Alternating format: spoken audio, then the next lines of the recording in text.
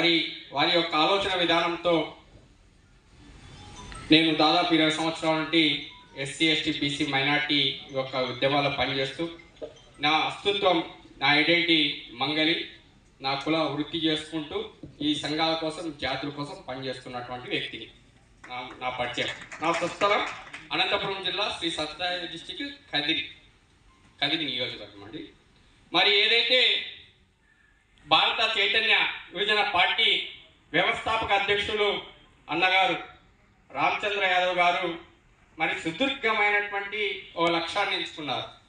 మహాపురుషుల యొక్క ఆలోచన విధానం విద్య, ఉద్యోగ, ఆర్థిక, సామాజిక, రాజకీయ రంగాలలో ఈ దేశ జనా నిష్పత్తి ప్రకారం ఈ దేశ మూల నివాసులైనటువంటి సంపన్న ఉత్పత్తి కులాలకు సంబంధించినటువంటి బ్యాక్వర్డ్ క్యాస్టర్స్ అని పిలిచేటువంటి బీసీల యొక్క ఆలోచన విధానం మరి మనువాద పరిస్థితుల నుండి రాజ్యాంగం వరకు దాదాపు అనేకమైనటువంటి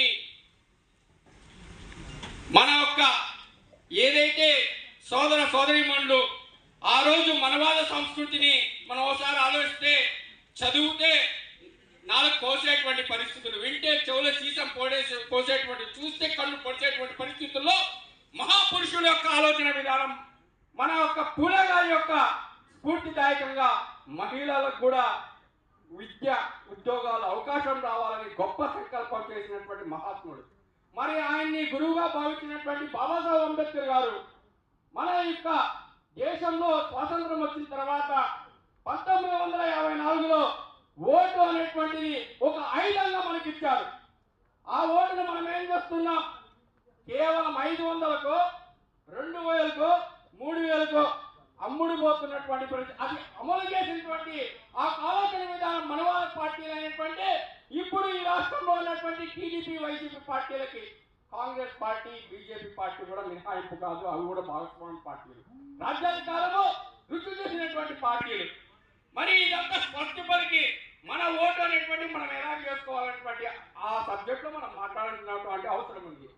రాజ్యాధికారం అనేటువంటిది ఎక్కడ ఉంటుందో ఒకసారి చెప్పండి. ఇక్కడికి వచ్చినటువంటి మేధావులకు అందరూ అడుగుతున్నా, ఎక్కడ ఉంటుంది రాజ్యాధికారం? ఓటు ఎక్కడ వస్తుంది? బూత్ లెవెల్లో రాజ్యాధికారం మన చేతుల్లో ఉంది.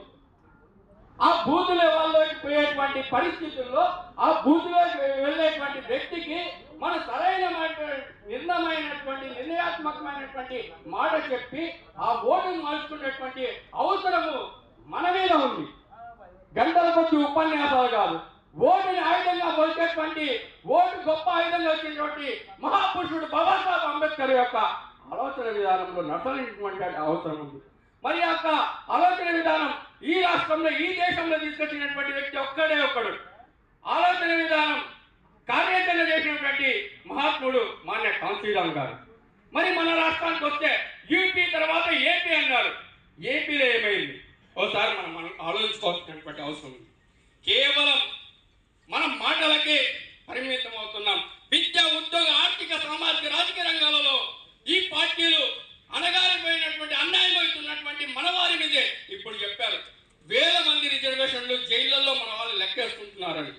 ఏమన్నా వస్తే దాడులు, హత్యలు, హత్యాకారాలు, దోపిడీలు రామచంద్ర యాదవ్ గారి దగ్గర నుండి హరిప్రసాద్ వరకు దాడులు అనేవి నిత్య కృతం అవుతున్నాయి. కనుక అలాగే ఈ రాష్ట్ర ముఖ్యమంత్రి నారా చంద్రబాబు నాయుడు గారు మాట చెప్పారు, నేను అధికారంలోకి వస్తానే బీసీ జనా నిష్పత్తి ప్రకారం ఖచ్చితంగా 34% అంట. పాపం అది కూడా భిక్ష వేసినట్లు ఇస్తాను అని. కానీ అదన్నీ ఇంప్లిమెంటేషన్ చేస్తున్నారా? స్థానిక సంస్థలు నాకు తెలిసి ఈ రాష్ట్రంలో ఎన్నికల ఒక గడువు మునకయ్యే 3 నెలల ముందు కట్టినటువంటి ఏకైక ముఖ్యమంత్రి మన మీద అన్యాయం చేస్తున్నటువంటి ముఖ్యమంత్రి నారా చంద్రబాబు నాయుడు అని స్పష్టంగా అర్థమవుతుంది. అంటే కేవలం తెలంగాణలో మన సోదరులు చేస్తున్నటువంటి, సోదరిమణులు చేస్తున్నటువంటి తెలంగాణ ఉద్యమం తర్వాత అంత పెద్ద ఉద్యమం బీసీ ఉద్యమం. మేమెంత మందో మాకంత వాట. విద్య, ఉద్యోగ, ఆర్థిక, సామాజిక, రాజకీయ రంగాలలో హక్కు కోసం పనిచేస్తున్నారు, పరితపిస్తున్నారు. ఆంధ్రప్రదేశ్కి వస్తే మనమంతా అని నోటు తెలుసుకొని చూస్తున్నాం. అంటే మనకు అవసరం లేదా రాజ్యాధికారం? ఇంకా బానిసలుగానే బతుకుతామా? అని గ్రహించలేకపోతున్నాం సోదరులారా. మరి రామచంద్ర యాదవ్ గారు చేసినటువంటి గొప్ప కార్యక్రమం ఏది అంటే, ఆయన పార్టీ పెట్టిన తర్వాత ఒకటైతే, పార్టీ పెట్టిన తర్వాత ఈ వేదిక రెండవదని ఈ సందర్భంగా తెలియజేస్తున్నా. ఎందుకంటే తెలంగాణలో ఆ ఉద్యమాన్ని అందిపుచ్చుకోవాల్సినటువంటి అవసరం ఉంది. గ్రామీణ స్థాయి నుండి పట్టణం నుండి మండలం నుండి నియోజకవర్గం నుండి జిల్లా రాష్ట్ర స్థాయి వరకు ఓటు అనేటువంటి ఆయుధాన్ని మలుచుకోవాల్సినటువంటి అవసరం ఉంది. ఈ రోజు ఎమ్మెల్యేలు అంటున్నారు బీసీ రిజర్వేషన్ ఉన్నాయా? మనకి కేవలం స్థానిక సంస్థల్లో తప్ప ఎమ్మెల్యేలకి రిజర్వేషన్ ఉందా? ఎంపీలకి రిజర్వేషన్ ఉందా? ఎమ్మెల్యేలకి రిజర్వేషన్ ఉందా? లేనటువంటి పరిస్థితులు.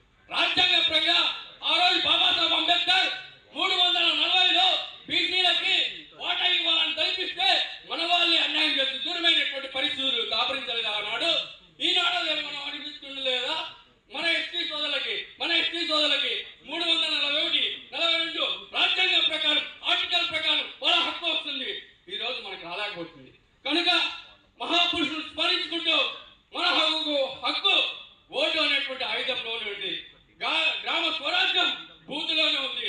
రాజ్యాధికారం బూతులోనే ఉంది. ఆ బూతులో వచ్చేటువంటి వ్యక్తిని ఏ విధంగా మలుచుకోవాలనేటువంటి ఆలోచన విధానంతో మేధావర్గంతో చర్చించి విద్య, ఉద్యోగ, ఆర్థిక, సామాజిక, రాజకీయ రంగాలలో మన జనాభా నిష్పత్తి ప్రకారం మనం పోరాడుకోవాల్సినటువంటి అవసరం ఉంది. రాజ్యాధికారం మన చేతిలో ఉంటే రామచంద్రరావు గారు చేసినటువంటి ఏదైతే దీంట్లో సంకల్పం ఉందో అన్ని కూడా మన ముందరకు వస్తాయి.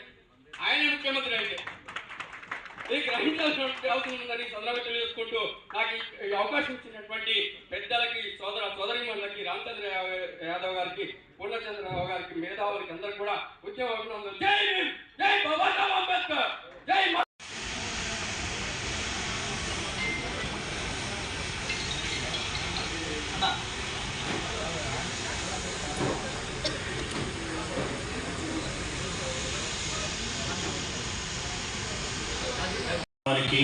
ఈ డిబేట్కి, ఈ చర్చకి వచ్చినటువంటి మీ అందరికి కూడా శుభాభివందనాలు.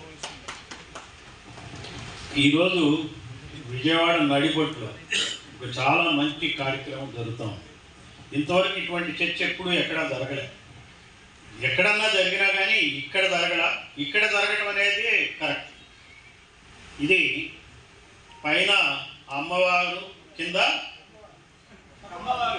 ఉన్న ప్రాంతంలో జరగడం అనేది గొప్ప విషయం.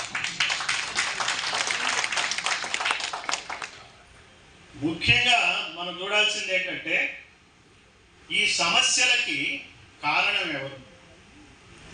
ఎవరు ఈ సమస్యల్ని ఇప్పటికి కూడా మనం ఇంత ఎలుగెత్తి చాటినా పరిష్కరించకుండా ఉండే వ్యక్తులు ఎవరు, ఏ వర్గాల వాళ్ళు మనకు వ్యతిరేకంగా పనిచేస్తున్నారు అనేది మనకు అర్థం కావాలి.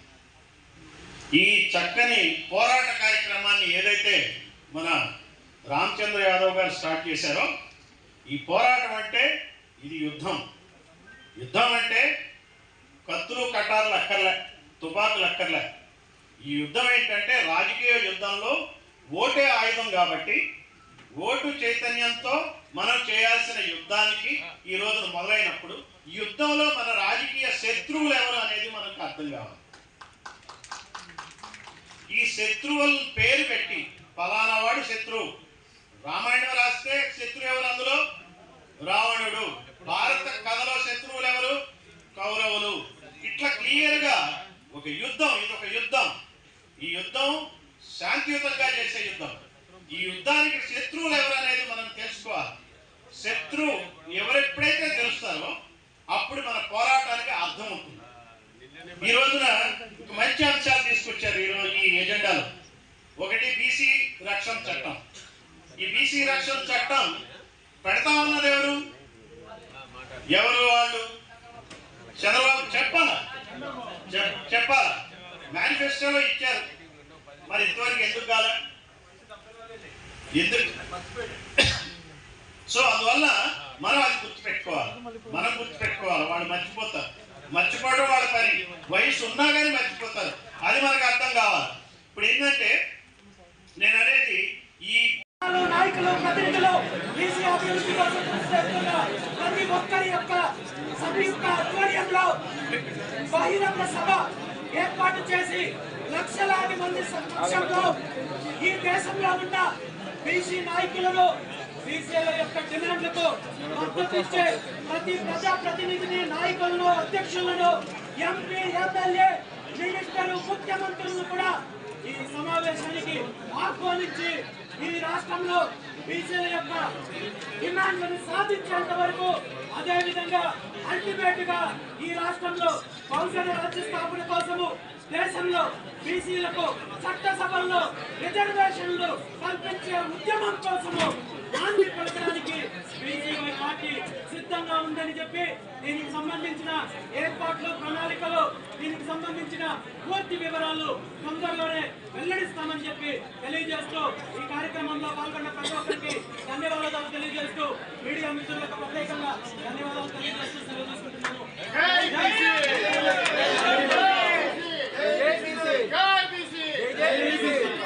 గారు మంగళి మహాసభ నుంచి మాట్లాడతారు. నా పేరు ముందుగా మహా